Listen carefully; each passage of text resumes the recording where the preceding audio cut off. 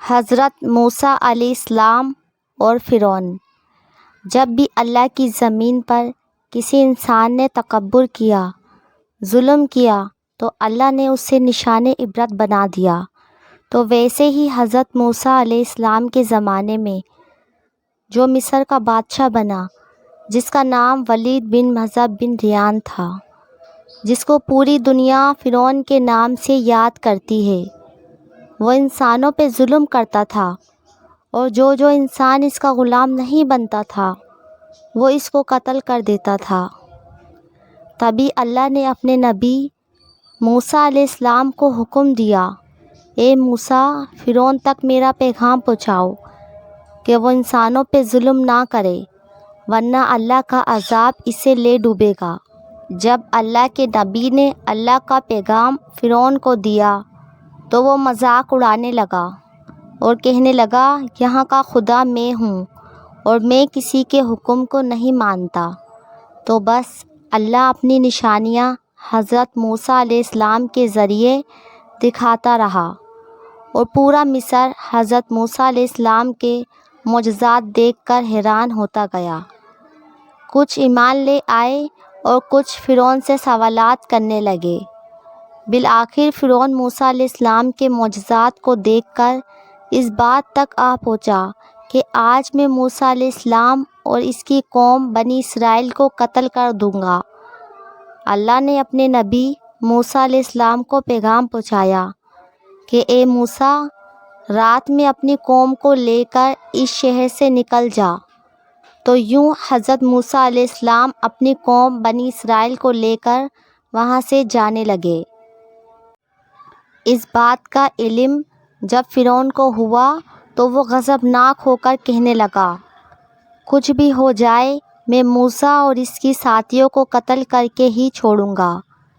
وہ غصے میں انہیں ڈھونڈنے لگا۔ بس آگے آگے اللہ کا نبی موسیٰ علیہ السلام اپنی قوم کے ساتھ اور پیچھے پیچھے فرعون کا لشکر ان کو مارنے کے لیے آتا رہا۔ بالآخر بنی اسرائیل دریا تک پہنچے اور فرعون کا لشکر پیچھا کرتے کرتے ان کو دیکھنے لگا۔ جب بنی اسرائیل نے فرعون کے لشکر کو دیکھا تو حضرت موسیٰ سے کہنے لگے، اے موسیٰ علیہ السلام، تو نے ہمیں کہاں پھنسا دیا ہے؟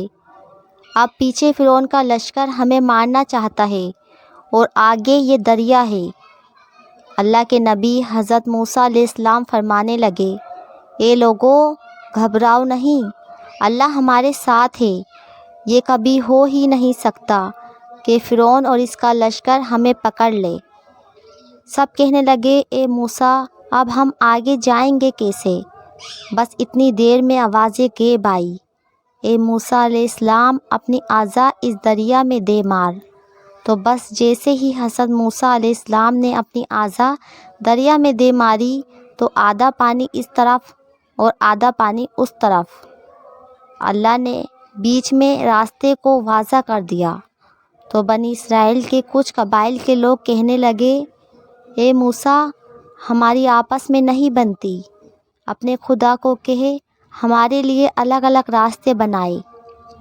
اللہ کے نبی موسیٰ علیہ السلام نے اس جگہوں پہ 12 دفعہ اعضا ماری اور 12 الگ الگ راستے بنے، اور وہ 12 قبائل الگ الگ ہو کر دریا نیل سے جانے لگے۔ جیسے ہی یہ منظر فرعون اور اس کے لشکر نے دیکھا تو وہ بھی اس راستے پر حضرت موسیٰ علیہ السلام اور اس کی قوم کے پیچھے آ گئے۔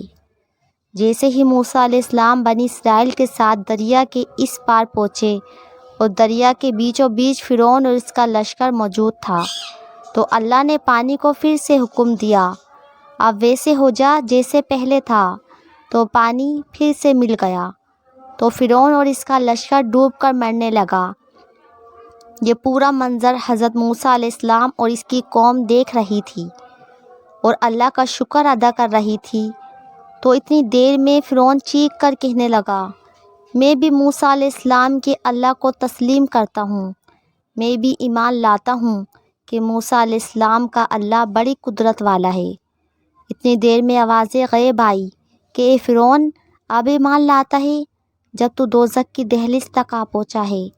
اے فرعون، ہم تیرے تکبر اور تیری لاش کو آنے والے لوگوں کے لیے نشان عبرت بنائیں گے، تاکہ ہر انسان یہ جان لے کہ زمین پر انسان کو تکبر راس نہیں آتا۔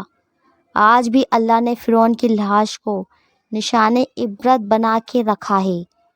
بے شک جس انسان نے تکبر کیا، انسانوں پر ظلم کیا، وہ اللہ کی رحمت سے دور ہو کر دوزخ تک پہنچ جاتا ہے۔